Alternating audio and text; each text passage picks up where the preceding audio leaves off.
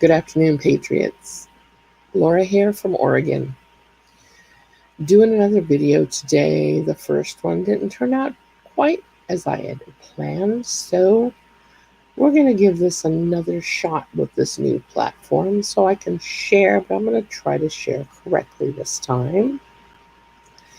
If you like and appreciate this video, please hit the like and subscribe.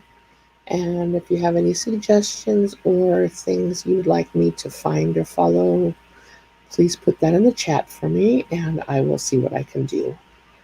All right, so I'm going to start off with, let's see what I have first. Okay.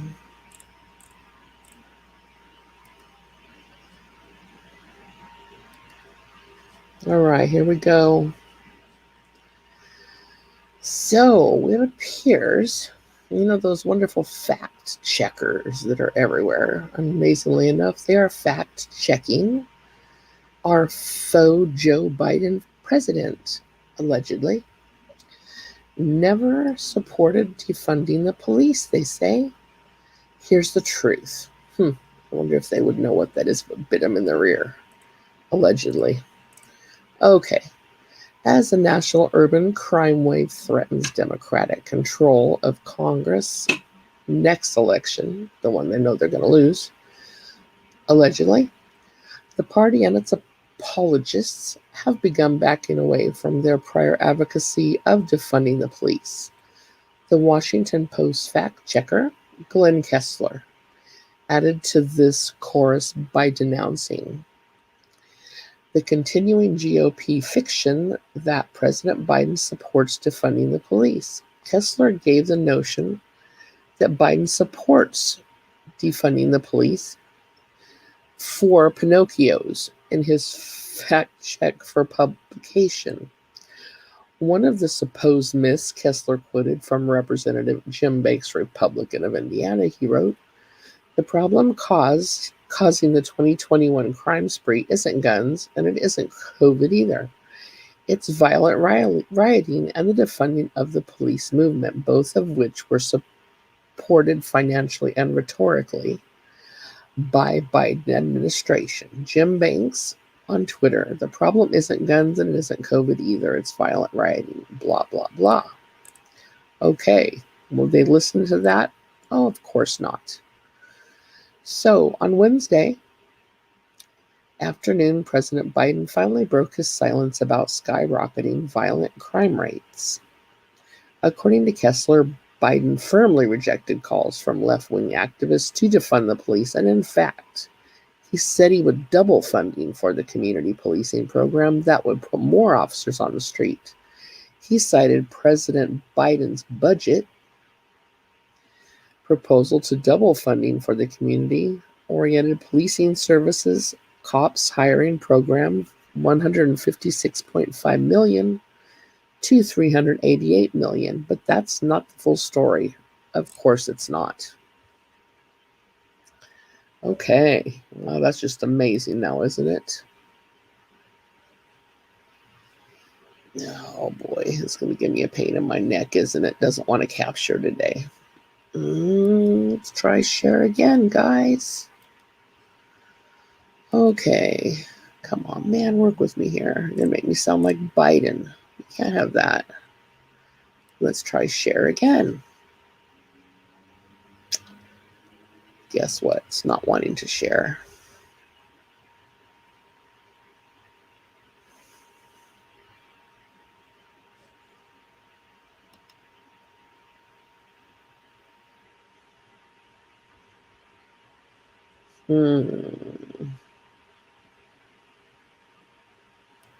Most interesting.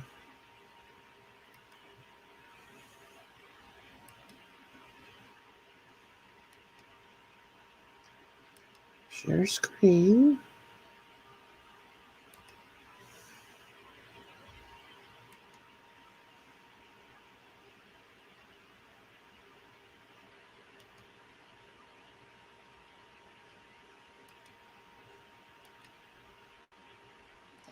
There we go. Okay, so finally, it decided to actually share the screen. All right, here we go. And Yahoo News, Indiana police officer fatally shot outside the federal building. Wow. This just never ends either. Terre Haute, Indiana. A Western Indiana police officer was fatally shot Wednesday outside a federal office building, authorities say. Sergeant Ryan Adamson of the Terre Haute Police Department confirmed on Twitter that the officer had died. We have unfortunately had an officer shot in the line of duty. Our officers passed away. We will release more information as the case allows, Adamson said. Police did not release the name of the officer pending notification of the family. The Tribune-Star reported the shooting occurred outside a federal office building behind the Vigo County Courthouse. Law enforcement officials said the suspect was in surgery late Wednesday afternoon, and no further information was immediately available. Wow. That's just getting really ridiculous. We need to support our police, not do this kind of nonsense. Okay, let's try another one. Seems to be a bit of an attitude with share screen. On this one, of course. Okay, let's try this one again. All right, hallelujah, it worked again. So, fact checkers say Joe Biden never supported defunding the police. Here's the truth. As a national urban crime wave threatens the Democratic control of Congress next election, the party and its apologists have begun backing away from their prior advocacy of defunding the police. The Washington Post fact checker Glenn Kessler added to this chorus by denouncing the continuing GOP fiction that President Biden supports the defunding the police.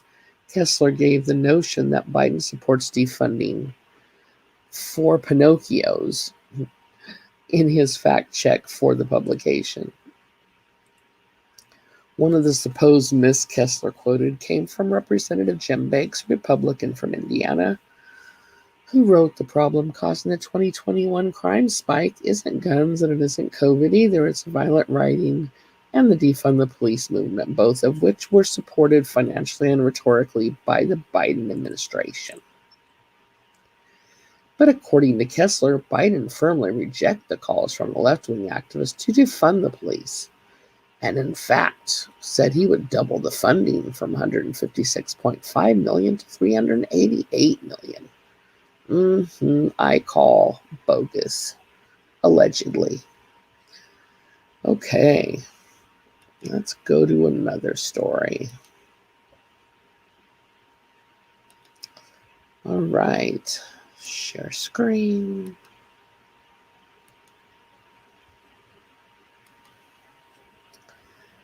It's got a mind of its own, this one. All right. Can I call sugar? It's not doing it again. Okay, let me try it again because it didn't work that time.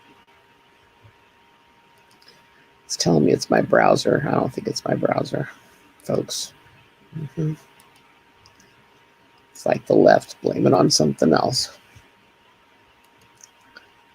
Okay, we want to go to this one. Open. There we go. Okay. California braces for dangerously high temperatures in new heat wave. That's kind of the whole West Coast. I live in Oregon. It's doing the same craziness here. Washington as well. May I say weather warfare, allegedly? Temperatures could reach 115 in the Central Valley and 120 in desert areas like Palm Springs. New heat wave is predicted to bring dangerously hot weather to California's inland regions this week, as relentlessly high temperatures continue to torment the West Coast. Meteorologists are warning residents to prepare for potentially record-breaking temperatures as high at 115 or 46 Celsius in the Central Valley and 120 Fahrenheit and 49 Celsius in the desert areas like Palm Springs. Temperatures in Death Valley set to approach an all-time high. The heat is predicted to start to build on Wednesday and increase throughout the weekend. Wow. Yeah, they don't want us to grow any crops or survive this one, I think. You know, they're on their last leg and they're not going to go out without a fight. Yep. That's just the way they roll. What are you going to do? Okay. Here in a second, I'll try it how it's actually supposed to work. All right, let's go down to this one. Give it another shot. Of course, no, it didn't work.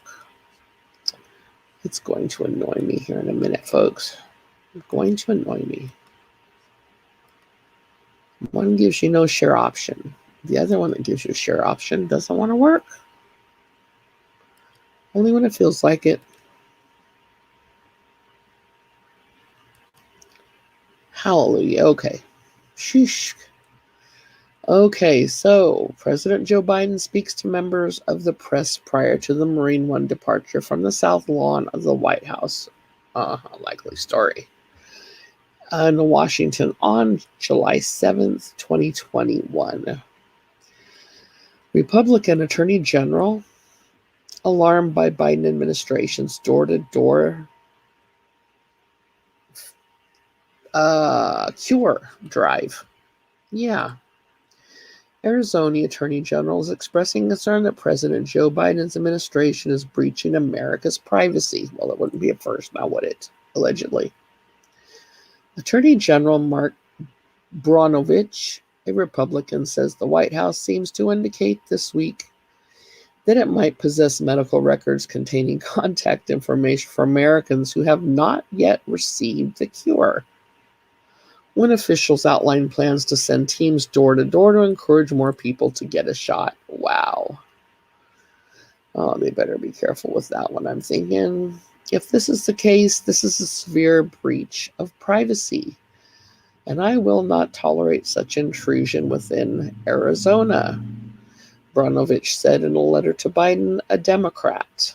The Attorney General, who's running for the U.S. Senate seat, added that it would be most inappropriate for officials to single out Americans who have not gotten the cure. The White House did not immediately return an inquiry, a spokeswoman, for Brnovich told the Epoch Times via email that the administration has not yet responded to the letter.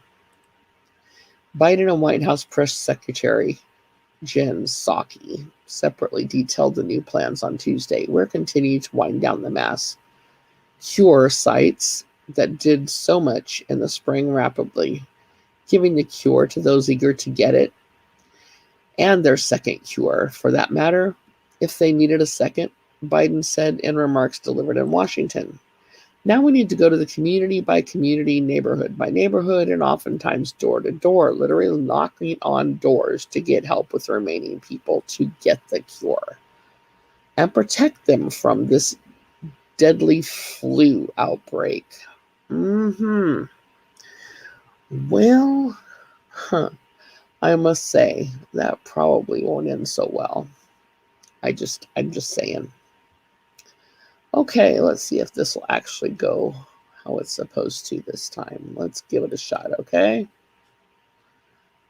All right, let's get off of that one, and we'll go to this one. And no, of course it didn't go like it should. It's going to be a bit of a long video, folks, because share screen is giving me a pain in my neck. Similar to the Biden administration, allegedly. Okay.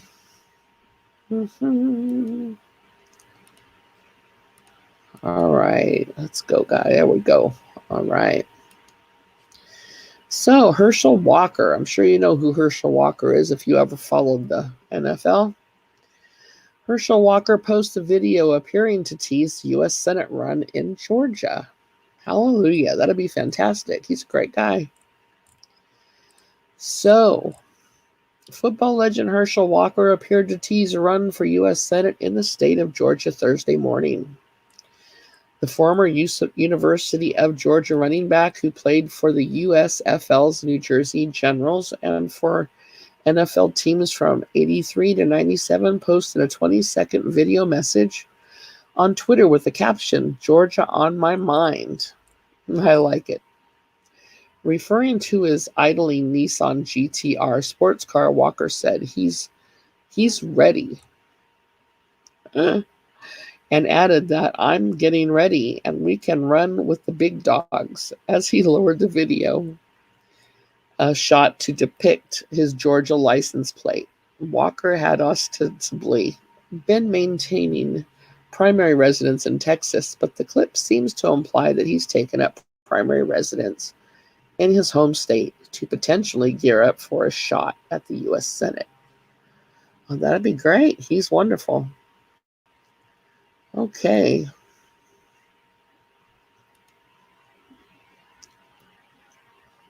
Stop. Thank you. And of course, doesn't work yet again. All right, guys. It's okay. I got patience. How about you?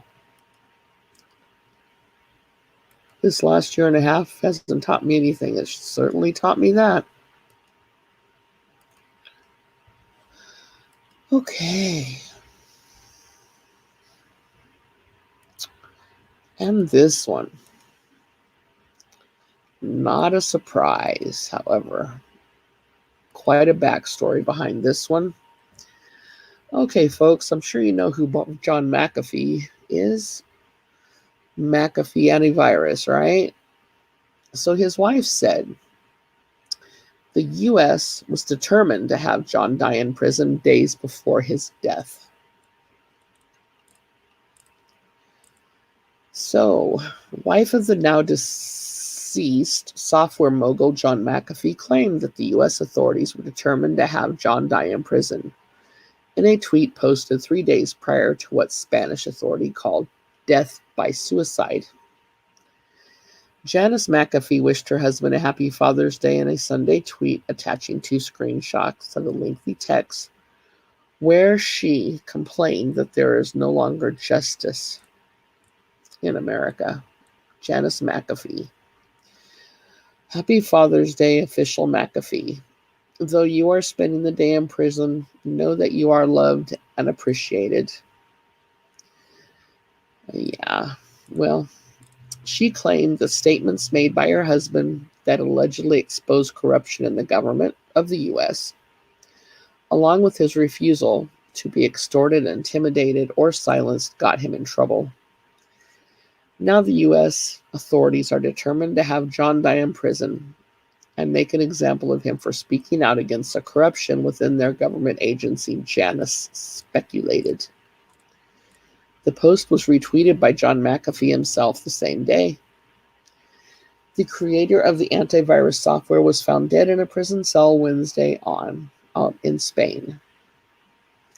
Yes, allegedly picked up by white hats, allegedly, and spilling his guts, allegedly. Everything points to death by suicide, allegedly.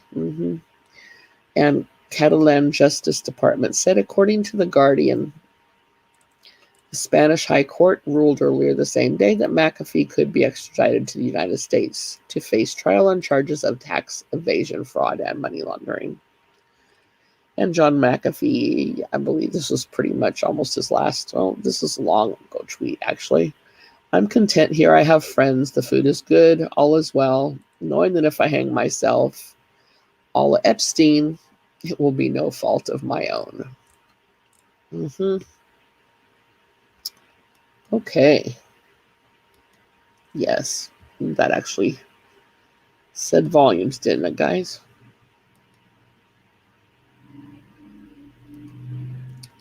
Okay.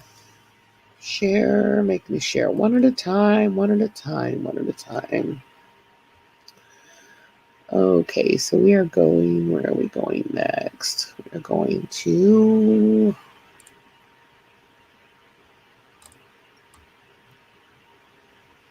geez, so if you just let me do it the right way, it would be so much less confusing. There we go. We'll do that one. And it didn't share. Oh, mercy. This one's going to be painful, guys. Painful.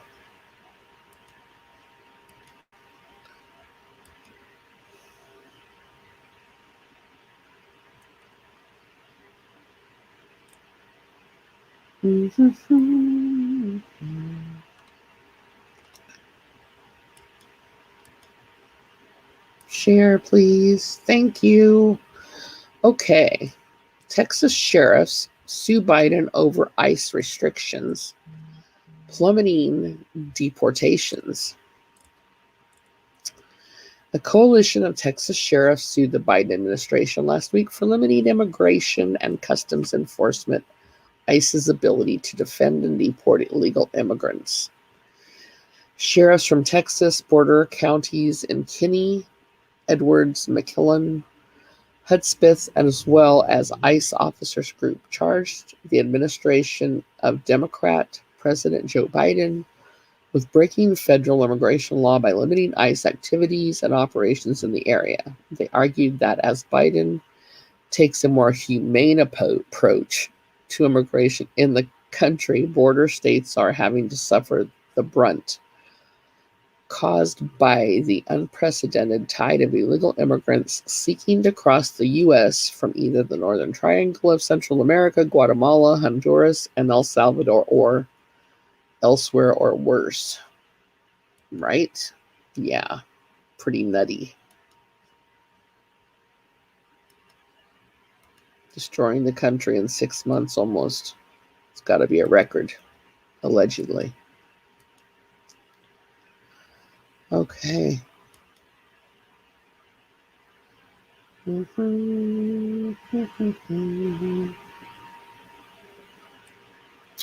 Okay, so let's go to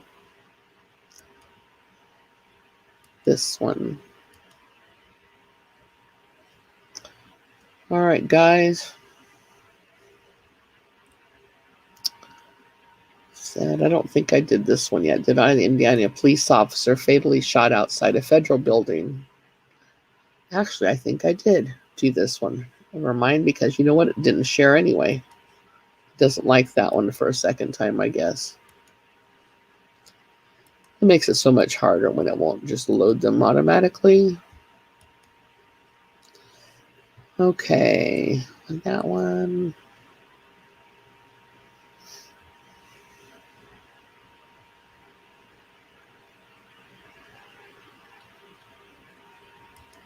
Okay, I know I did not do this one.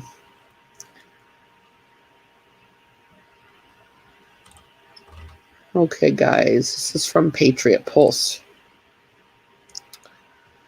Mr. T, and it didn't load it either. I'm telling you. I'm just going to have them take a look at this crazy thing. It's acting like our government. It's working about as well. Yep, about as well. There we go. Okay. Mr. T is about to file the one court case that will make Justice Thomas, smile. Mr. T's political comeback is taking a shocking turn. Mr. T's doing the one thing every conservative has been waiting for. And Mr. T is about to file one court case that will make Clarence Thomas smile. Clarence Thomas filed an opinion in past Supreme Court term questioning big tech's immunity under Section 230 of the Communications and Decency Act of 1996. This immunity grants tech platforms monopoly powers to censor content, provided it is done neutrally.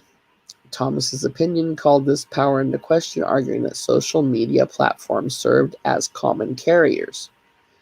No one would seriously argue that a phone company could just turn off your service or that U.S. Postal Service could stop delivering your mail because of the contents of your communications. No, they really couldn't, could they? But, they seem to think they can do whatever they want to, right? So Thomas argued those same principles should apply to social media. Mr. T looks to be putting that principle to test within a class action lawsuit against Facebook CEO Mark Zuckerberg, Twitter CEO Jack Dorsey, charging that the two companies are illegally censoring conservatives on their platforms. And they have been doing that for a really long time, including everyone that follows them. Conservatives hope that Trump's lawsuit, in the test case Clarence Thomas clearly hopes comes before the Supreme Court to win big tech's ideology, motivated censorship. Yeah, me too. Be fantastic.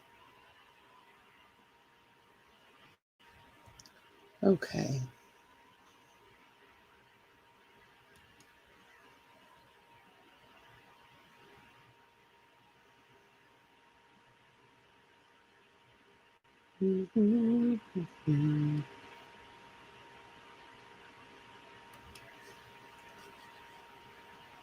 Ay.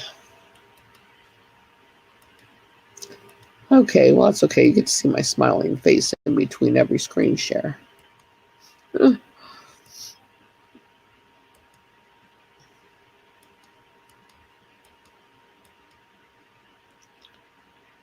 Okay.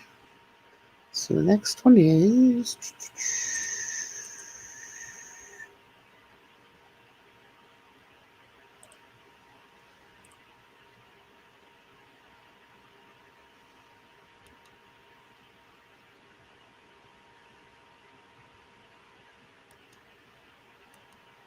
Okay.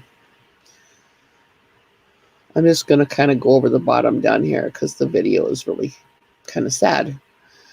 All right. U.S. migrant camp kids feel like they're in prison thanks to our open border that we've had now for about 6 months.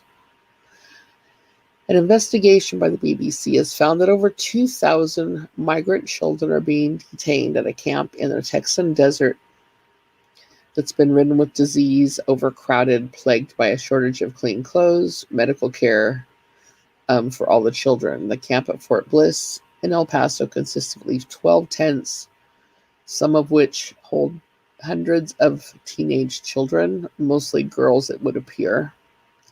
Staff working there say that illnesses such as that deadly flu, the normal flu, strep throat, lice, and other horrid things have affected hundreds of children since it was set up in March.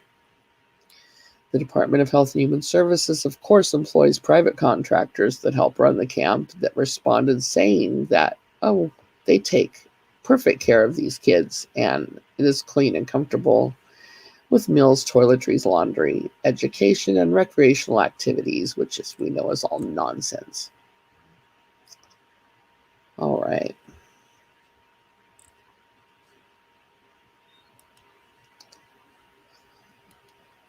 Okay.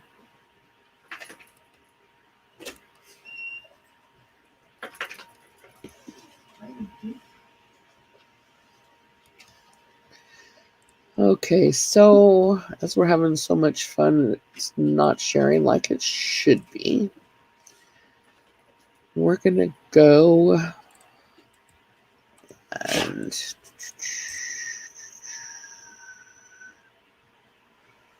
let's see. We're going to go down here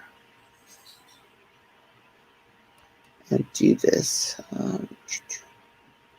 Do this video first. Share, please.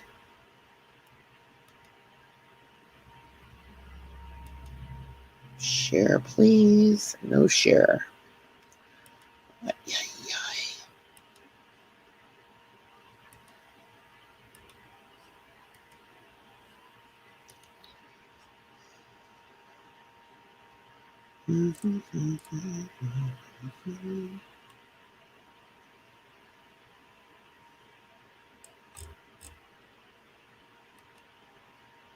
Share.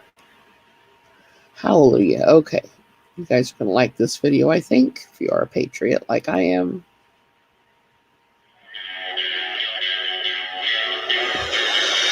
Every sheriff in Utah has reaffirmed their commitment to our Creator-given individual constitutional rights. Governor Cooper leaves some churches in a stupor after vetoing a bill for the second time, apparently without reading it. And our 2A for Today Modern Militiaman Spotlight is celebrating a 26-year-old Monroe County, Pennsylvania man who fought off a violent band of robbers during a home invasion. Welcome to 2A for Today.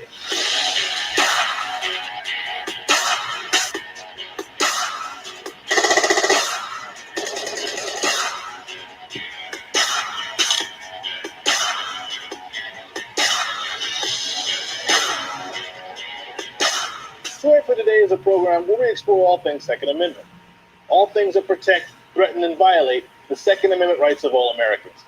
From unconstitutional executive orders and legislation, judicial tyranny and overreach, to how you can get trained to be better prepared to defend yourself, your family, your neighbors, and your rights. So, if the Second Amendment is important to you, make sure to subscribe to the New American Magazine and get on the top daily headlines mailing list so that you get an email alert anytime we upload a video or stream a live event. My name is Zoe Warren, and I'm the host of 2A for Today. Every sheriff in Utah has reaffirmed their commitment to our Creator-given, individual, constitutional rights. Now, there are only a few things that make a patriot like this one want to tear up. Those videos where soldiers come home and surprise their loved ones with a visit, any Little House on the Prairie episode, and when elected representatives charged with executing the law willingly and without equivocation yield to the preeminence of our Creator-given liberties and vow to protect and uphold them. On June 1st, the Utah Sheriff's Association put out a public statement affirming their understanding of and agreement with the truths embodied in our Declaration of Independence and codified in both the U.S. Constitution and the Utah State Constitution. The Declaration of Independence acknowledges the existence of certain truths, including that all men are created equal. It further declares these truths to be self-evident, unalienable, and endowed by the Creator. Thus, providence is the source of unalienable rights, and the Constitution and those sworn to uphold it are protectors of those rights. With our fellow Utahns, we recognize the Constitution, not only as the founding document that establishes the structure of our government, but in regards to the Bill of Rights, the first 10 amendments, it is the guarantor of individual rights and the limiter of federal government power. The Constitution is the supreme law of the land, and all legislation and government action must comply strictly with it. The letter then goes on to express with great clarity the separation of our enumerated powers and their reverence for the sanctity of life and devotion to protect our Creator-given individual constitutionally protected rights, and specifically the individual citizen's protected right to keep and bear arms. They warn, we should be circumspect of new legislation, resolutions, or executive orders, particularly those from the federal government, which may infringe upon individuals' constitutional rights. It's not necessary or wise to focus on the inanimate weapon, instrument, or tool of the crime. The Second Amendment of our divinely inspired Constitution clearly states, the right of the people to keep and bear arms shall not be infringed. We hereby recognize a significant principle underlying the Second Amendment. The right to keep and bear arms is indispensable to the existence of a free people. As your elected sheriffs, we individually and collectively pledge to do everything within our power to steadfastly protect the Second Amendment and all other individual rights guaranteed by the Constitution. Now, there is some unfortunate language in the letter that lends credibility to very unconstitutional federal law enforcement agencies. Of course it does. There are good people and very bad institutions. They're going away. However, all right, let's stop this one.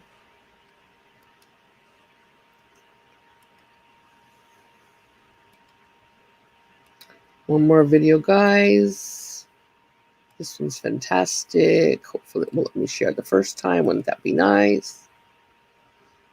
Okay.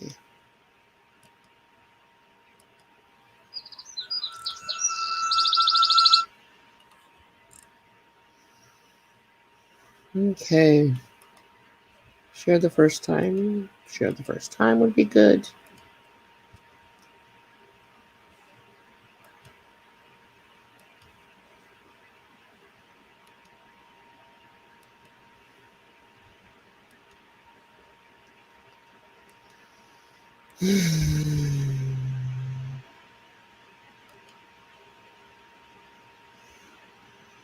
my gosh, of course not. Of course not.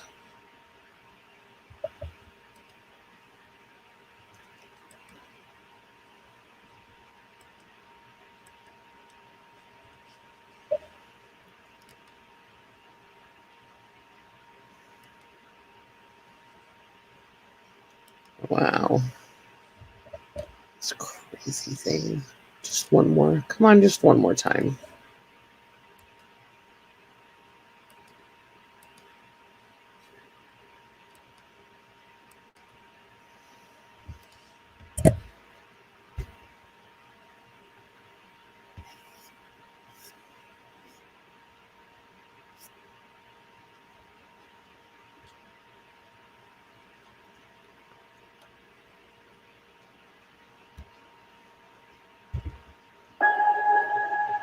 All right, guys. The earth hungers for blood. There's a riot in us.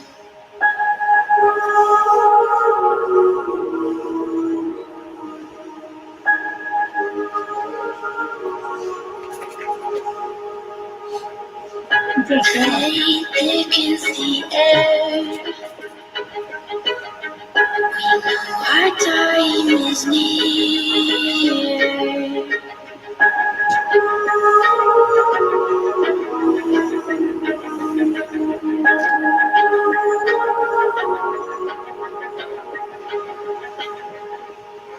This is a revolution.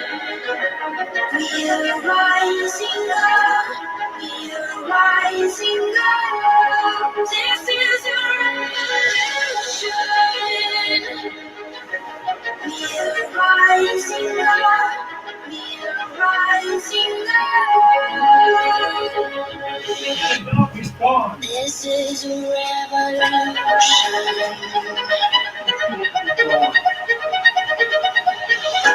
One moment in time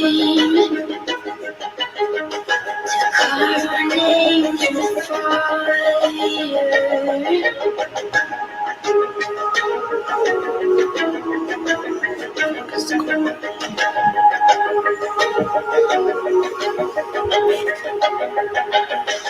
With everything on the line, watch the world ignite.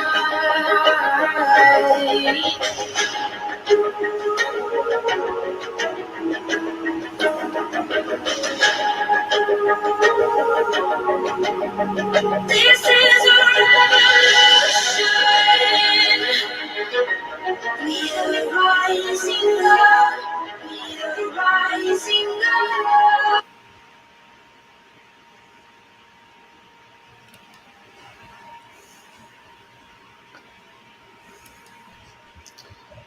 All right, guys. That's all I have for you today. I will see you again tomorrow. Hope you all have a good night. And I'll take care. Thank you. Bye.